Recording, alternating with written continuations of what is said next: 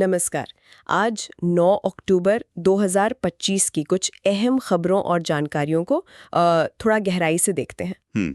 हमारे पास विज्ञान है, अंतर्राष्ट्रीय मामले हैं और भारत से जुड़ी भी कुछ दिलचस्प बातें हैं, सब एक करंट अफेयर्स ब्रीफिंग से। बिल्कुल। और कोशिश यही रहेगी कि सिर्फ खबरें न दोहराएं बल्कि उनका मतलब समझें। हाँ, और ये अलग-अलग खबरें आपस में जुड़ती कैसे हैं, है ना? सही बात है। देखें कि इनसे क्या बड़ी तस्वीर बनती है। तो फिर चलिए शुरू करते हैं विज्ञान की दुनिया की सबसे बड़ी खबर से, नोबेल पुरस्कार। हाँ, नोबेल का मौसम। हर साल इस समय एक अलग ही उत्साह रहता है। इस बार फिजिक्स में क्या खास रहा? कौन है विजेता? हाँ, फिजिक्स का नोबेल इस बार 3 अमेरिकी वैज्ञानिकों को गया है, माइकल एच डेरेट, जॉन क्लार्क और जॉन एम मार्टिनेस। अच्छा, और काम किस चीज पर? उन्हें ये सम्मान मिला है क्वांटम मैकेनिक्स के एक बहुत ही, आप कह सकते हैं, अजीब लेकिन महत्वपूर्ण पहलू के लिए। क्वांटम मैकेनिक्स तो वैसे ही अजीब है। क्या है ये पहलू? ये है मैक्रोस्कोपिक क्वांटम टनलिंग और एनर्जी क्वांटाइजेशन। बाप रे, मैक्रोस्कोपिक क्वांटम टनलिंग, ये तो सुनने में ही बहुत भारी है। आसान शब्दों में मतलब? देखिए, क्वांटम टनलिंग का मतलब है कि कण वो बाधाएं पार कर सकते हैं जो क्लासिकल फिजिक्स के हिसाब से नामुमकिन है। जैसे दीवार के आर पार जाना। हाँ, कुछ वैसा ही समझ लीजिए। और एनर्जी क्वांटाइजेशन मतलब ऊर्जा लगातार नहीं बल्कि छोटे छोटे पैकेट या टुकड़ों में होती है। इन वैज्ञानिकों ने ये दिखाया कि ये अजीब हरकतें सिर्फ अकेले बहुत छोटे कणों में नहीं, अच्छा, बल्कि थोड़े बड़े सिस्टम्स में भी दिख सकती हैं, जैसे खास तरह के इलेक्ट्रिक सर्किट में। ओ, तो इसका असर क्या है, मतलब प्रैक्टिकल? देखिए, ये समझना क्वांटम कंप्यूटर बनाने की दिशा में एक बहुत बहुत बड़ा कदम है। अच्छा, क्वांटम कंप्यूटिंग। हाँ, क्योंकि ये हमें बताता है कि हम क्वांटम व्यवहार को बड़े स्केल पर कैसे कंट्रोल कर सकते हैं। ये भविष्य की टेक्नोलॉजी की नींव है एक तरह से। वाकई दिलचस्प। अच्छा, और केमिस्ट्री में वहां क्या सीन है? केमिस्ट्री का नोबेल भी इस बार संयुक्त रूप से 3 वैज्ञानिकों को मिला है। जापान के सुसुमु किटागावा, ऑस्ट्रेलिया के रिचर्ड रॉबिन्स रॉबसन और यूएसए के ओमार यागी। ओके, और इनका काम क्या ये भी उतना ही फंडामेंटल है? इनका काम फंडामेंटल तो है ही, लेकिन साथ ही बेहद प्रैक्टिकल और क्रांतिकारी भी है। इन्होंने खोज की है मेटल ऑर्गेनिक फ्रेमवर्क्स की, शॉर्ट में MOFs कहते हैं। MOFs, मेटल ऑर्गेनिक फ्रेमवर्क्स, ये नाम शायद ज्यादा लोगों ने नहीं सुना होगा। क्या बला है ये? आप इन्हें मॉलिक्यूलर लेवल का स्पंज समझ सकते हैं। स्पंज? हाँ, ऐसे पदार्थ जिनका ढांचा अंदर से एकदम खोखला होता है, लेकिन ये खोखलापन बड़ा ऑर्गेनाइज्ड होता है। अच्छा, जैसे कोई बिल्डिंग जिसमें बहुत सारे कमरे और गलियारे हों। बिल्कुल सही समझा। और इसी अनोखी बनावट की वजह से इनका सरफेस एरिया, मतलब सतही क्षेत्रफल, अविश्वसनीय रूप से ज्यादा होता है। कितना ज्यादा? अंदाजा लगाइए। 1 चम्मच MOF का सरफेस एरिया एक फुटबॉल के मैदान जितना हो सकता है। क्या बात कर रहे हैं? 1 चम्मच में पूरा फुटबॉल फील्ड? ये तो कमाल है ना कमाल? यही तो इनका जादू है। तो फिर इस जबरदस्त स्पंज का इस्तेमाल कहाँ-कहाँ हो सकता है? यही तो असली बात है। इस्तेमाल की संभावनाएं बहुत ज्यादा। जैसे? कुछ उदाहरण सोचिए। हवा से कार्बन डाइऑक्साइड सूखना, क्लाइमेट चेंज से लड़ने में मदद। ओह, ये तो बहुत जरूरी है। बिल्कुल। फिर हाइड्रोजन या मीथेन जैसी क्लीन एनर्जी गैसों को स्टोर करना, वो भी बहुत कम जगह में, ज्यादा मात्रा में और सेफ तरीके से। एनर्जी सेक्टर के लिए तो ये गेम चेंजर हो सकता है। बेशक। पानी को साफ करने से लेकर शरीर में दवा को बिल्कुल सही जगह पर, टारगेटेड डिलीवरी जिसे कहते हैं, वहां तक संभावनाएं अनंत हैं। ये मटेरियल साइंस में वाकई एक क्रांति है। सच में, ये तो भविष्य के पदार्थ लग रहे हैं। अच्छा, इन विजेताओं को पुरस्कार राशि वगैरह कब मिलेगी? हाँ, फिजिक्स और केमिस्ट्री दोनों ही फील्ड के विजेताओं को 11 मिलियन स्वीडिश क्रोना मिलेंगे। अच्छा खासा अमाउंट है। हाँ, करीब $1 मिलियन, साथ में गोल्ड मेडल और डिप्लोमा। ये सम्मान उन्हें 10 दिसंबर को स्टॉकहोम में दिया जाएगा, अल्फ्रेड नोबेल की पुण्यतिथि पर। ठीक है, विज्ञान की बात चली रही है तो अंतरिक्ष की तरफ चलते हैं। शनि का चांद एन्सेलेडस। हाँ, एन्सेलेडस। वहां जीवन की संभावना को लेकर नासा के कैसिनी मिशन से कुछ नए संकेत मिले हैं। क्या खबर है? ये खबर वाकई बहुत रोमांचक है। एन्सेलेडस पर वैज्ञानिकों की नजर काफी समय से है। क्यों, क्या खास है वहां? उसकी बर्फीली सतह के नीचे एक बहुत बड़ा खारे पानी का महासागर छिपा है। ओह, बर्फ के नीचे समंदर? हाँ, और कैसिनी यान ने क्या किया कि इस महासागर से जो बर्फीले फव्वारे निकलते हैं ना, उनके पानी के सैंपल लिए। अच्छा, गीजर जैसे? और उन सैंपल्स में क्या मिला? उनमें मिले हैं जटिल ऑर्गेनिक मॉलिक्यूल्स, खास तौर पर अमीनो एसिड्स। अमीनो एसिड्स ये तो जीवन के लिए बहुत जरूरी माने जाते हैं ना, प्रोटीन इन्हीं से बनते हैं। बिल्कुल। अब देखिए, इसका मतलब ये नहीं कि वहाँ मछलियाँ तैर रही हैं या एलियन हैं। हाँ, समझ गए। लेकिन ये अब तक का सबसे मजबूत संकेत है कि एन्सेलेडस के उस छिपे हुए महासागर में जीवन के पनपने के लिए जरूरी केमिकल माहौल मौजूद हो सकता है। ये पृथ्वी से परे जीवन की खोज में एक मील का पत्थर है, कह सकते हैं। ये सोचना ही कितना अजीब और अद्भुत है कि अरबों किलोमीटर दूर जीवन के बिल्डिंग ब्लॉक्स मिल रहे हैं। सही कहा। पर ये हमें वापस पृथ्वी पर भी लाता है कि हम यहाँ जो जीवन है उसे बचाने के लिए क्या कर रहे हैं। और इसी से जुड़ी एक खबर फिलीपींस से है। पहला कोरल लार्वा क्रायो बैंक। बिल्कुल सही कनेक्शन जोड़ा आपने। एक तरफ हम बाहर जीवन खोज रहे हैं, दूसरी तरफ धरती पर जीवन को, खासकर समुद्री जीवन को बचाने की चुनौती है। और कोरल रीफ तो बहुत जरूरी है, समंदर के रेन फॉरेस्ट कहते हैं इन्हें। बिल्कुल। लेकिन क्लाइमेट चेंज, बढ़ता तापमान, इन सब से उन पर बहुत बड़ा खतरा है। रीफ्स ब्लीच हो रही हैं, खत्म हो रही हैं। तो ये क्रायो बैंक कैसे मदद करेगा? क्रायो मतलब जमाना? हाँ, क्रायो प्रिजर्वेशन तकनीक। इसमें कोरल के लार्वा या उनके स्पर्म या दूसरे बायोलॉजिकल सैंपल, उनको बहुत ही ठंडे तापमान पर जमाया जाता है। कितना ठंडा? लगभग -196 डिग्री सेल्सियस, लिक्विड नाइट्रोजन में। इसे आप कोरल का जेनेटिक बैंक समझ सकते हैं। अच्छा, एक तरह का सीड बैंक, पर कोरल के लिए। हाँ, बिल्कुल वैसा ही। अगर भविष्य में किसी इलाके में रीफ तबाह हो जाती है, तो इन जमे हुए सैंपल्स का इस्तेमाल करके उन्हें फिर से बसाने की कोशिश की जा सकती है। ये तो बहुत अच्छी पहल है। हाँ, ये फिलीपींस का और शायद पूरे दक्षिण पूर्व एशिया का भी अपनी तरह का पहला ऐसा बैंक है। स्रोत में फिलीपींस की राजधानी मनीला और मुद्रा पैसों का भी जिक्र था। बस एक्स्ट्रा जानकारी। ठीक है, चलिए अब जरा दुनिया के राजनीतिक और सुरक्षा माहौल पर नजर डालते हैं।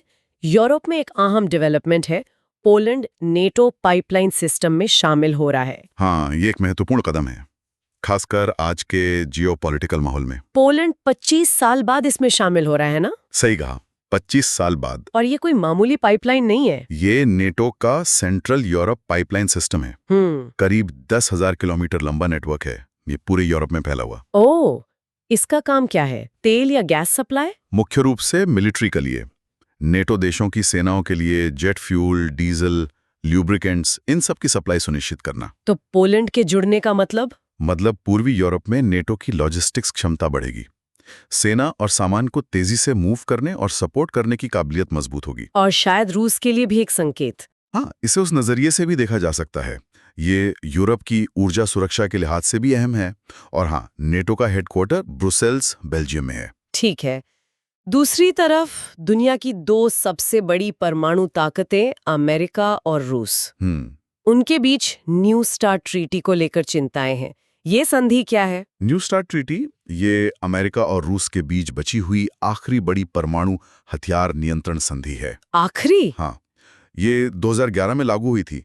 इसका मकसद है दोनों देशों के जो लंबी दूरी के परमाणु हथियार हैं, जैसे मिसाइल, बम, हाँ, उनकी संख्या को सीमित करना, एक लिमिट तय करना, ताकि हथियारों की होड़ ना लगे और एक तरह का रणनीतिक संतुलन बना रहे। तो अब चिंता क्या है? चिंता यह है कि ये संधि फरवरी 2026 में खत्म हो रही है। ओह, तो बस 1.5 साल से भी कम। हाँ, और इसे आगे बढ़ाने या इसकी जगह कोई नई संधि लाने पर बातचीत होनी चाहिए। लेकिन यूक्रेन युद्ध और दोनों देशों के बीच जो तनाव है, उसके चलते बातचीत रुकी हुई है। बिल्कुल, बातचीत लगभग ठप है। अगर ये संधि बिना किसी रिप्लेसमेंट के खत्म हो गई तो क्या होगा? तो दशकों में पहली बार ऐसा होगा कि अमेरिका और रूस के परमाणु हथियारों पर कोई कानूनी सीमा नहीं होगी, कोई रोक-टोक नहीं। ये ग्लोबल सिक्योरिटी के लिए अच्छा संकेत नहीं है। ये तो वाकई चिंता की बात है। वैश्विक सहयोग की बात चली है तो एक और खबर, अंतर्राष्ट्रीय परमाणु ऊर्जा एजेंसी IAEA। हाँ, IAEA। उसमें एक नया सदस्य जुड़ा है। जी हाँ, मालदीव IAEA का 181वां सदस्य बन गया है। IAEA का मुख्य काम क्या है? इसका काम है परमाणु ऊर्जा के शांतिपूर्ण इस्तेमाल को बढ़ावा देना और साथ ही ये पक्का करना कि न्यूक्लियर टेक्नोलॉजी का इस्तेमाल हथियार बनाने में ना हो। तो मालदीव जैसे छोटे देश का जुड़ना क्या दिखाता है? ये दिखाता है कि परमाणु सुरक्षा और तकनीक का मुद्दा अब सिर्फ बड़ी ताकतों तक सीमित नहीं है, ये एक ग्लोबल चिंता है। IAEA की स्थापना 1957 में हुई थी, हेडक्वार्टर वियना, ऑस्ट्रिया में है। ओके। और एक और बड़ा अंतर्राष्ट्रीय संगठन यूनेस्को वहां भी कुछ बदलाव हुआ है? हाँ, यूनेस्को में नेतृत्व परिवर्तन हुआ है। मिस्र के खालिद अल इनानी नए डायरेक्टर जनरल चुने गए हैं। ये क्यों खास है? ये इसलिए खास है क्योंकि वो इस पद पर पहुंचने वाले पहले अरब व्यक्ति हैं। ओह, उन्होंने फ्रांस की आंद्रे एंजोले की जगह ली है। ये अंतर्राष्ट्रीय संगठनों में बढ़ती डाइवर्सिटी का भी एक संकेत है। सही बात है। यूनेस्को तो शिक्षा, विज्ञान, संस्कृति इन सब पर काम करता है ना? हाँ बिल्कुल। मुख्यालय पेरिस में है और स्थापना 1945 में हुई थी। चलिए अब भारत पर फोकस करते हैं। रूस के साथ भारत के सैन्य संबंध भी एक्टिव दिख रहे हैं। इंद्र 2025। हाँ, इंद्र अभ्यास ये भारत और रूस की सेनाओं के बीच रेगुलरली होता है, काफी महत्वपूर्ण है। कहाँ हो रहा है इस बार? इस साल ये राजस्थान के महाजन फील्ड फायरिंग रेंज में चल रहा है। 7 अक्टूबर से शुरू हुआ है, 15 तक चलेगा।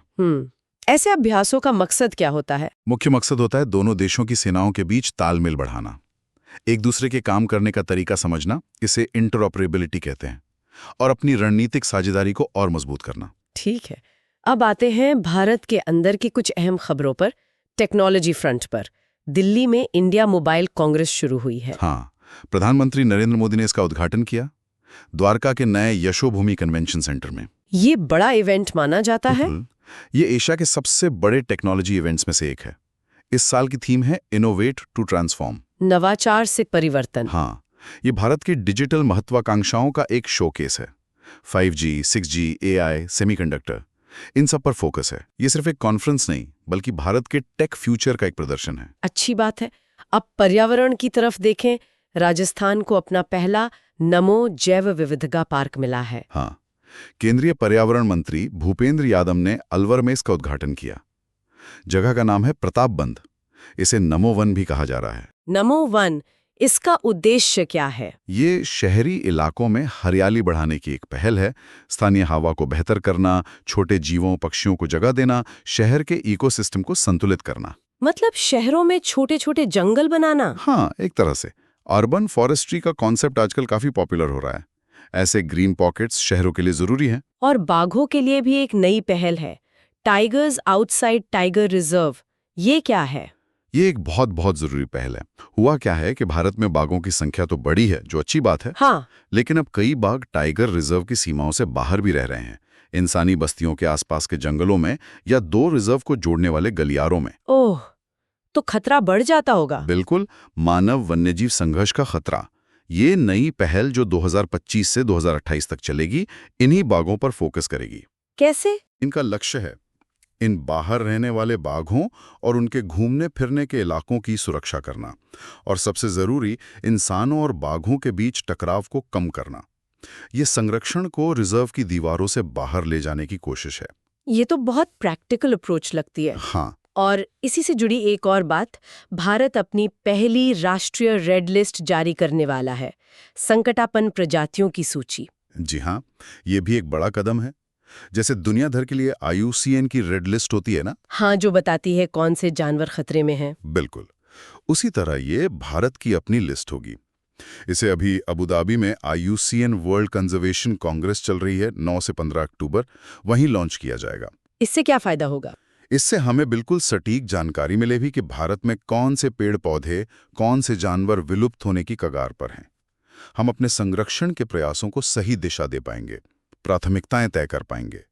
ये डेटा पर आधारित संरक्षण की तरफ एक अहम कदम है। बहुत अच्छे। संरक्षण के साथ साथ संस्कृति की भी बात करते हैं। मणिपुर में मेराहाउ चोम्बा पर्व। हाँ, मेराहाउ चोम्बा, ये मणिपुर की सांस्कृतिक विविधता का एक बहुत सुंदर उदाहरण है। क्या होता है इस त्योहार में? ये त्योहार पहाड़ी और घाटी में रहने वाले अलग अलग समुदायों के बीच एकता और भाईचारे का प्रतीक है, आपसी सम्मान का। ये हर साल मणिपुरी कैलेंडर के मेरा महीने में मनाया जाता है, जो सितंबर-अक्टूबर में पड़ता है। ये दिखाता है कि त्योहार कैसे समुदायों को जोड़ते हैं। सही कहा। सामाजिक सरोकार की बात करें तो असम सरकार ने एक नई योजना शुरू की है, श्रद्धांजलि योजना। ये एक बहुत ही संवेदनशील और जरूरी योजना लगी मुझे। क्या है इसमें?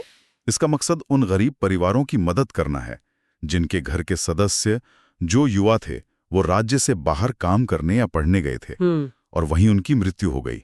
खासकर अगर मृत्यु अप्राकृतिक कारणों से हुई हो, जैसे कोई एक्सीडेंट या हिंसा। तो सरकार क्या मदद करेगी? सरकार उनके पार्थिव शरीर को सम्मान के साथ उनके घर तक वापस लाने का पूरा खर्च उठाएगी। ये तो बहुत मानवीय पहल है। हाँ, ये दिखाता है कि सरकारें दूर काम कर रहे अपने नागरिकों की मुश्किल घड़ी में भी उनके साथ खड़ी हैं। बिल्कुल। अच्छा, कल 8 अक्टूबर को भारतीय वायुसेना का स्थापना दिवस भी था। जी हाँ, 93वां स्थापना दिवस। भारतीय वायुसेना की स्थापना 8 अक्टूबर 1932 को हुई थी।